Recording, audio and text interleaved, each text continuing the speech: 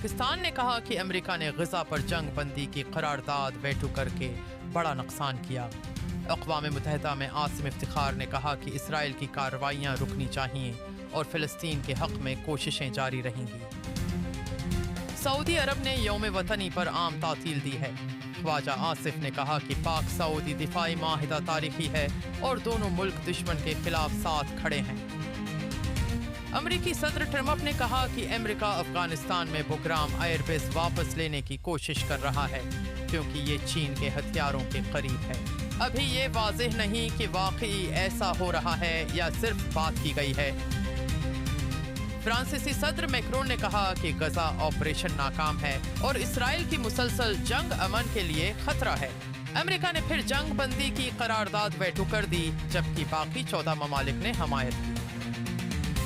GHQ حملہ case میں عمران خان نے ویڈیو لنک کے ذریعے عدالتی کارروائی کا بائیکاٹ کیا۔ وکلا بھی عدالت سے نکل گئے۔ 2 گواہوں کے بیانات ہوئے اور سماعت 23 ستمبر تک ملتوی ہو گئی۔ ISPR کے مطابق افغان شہری اور بھارتی افسر پاکستان میں دہشت گردی کروا رہے ہیں۔ بھارت ریاستی سطح پر حملے کرواتا ہے، دہشت گرد امریکی ہتھیار استعمال کر رہے ہیں اور چین سے پاکستان کے تعلقات مضبوط ہیں۔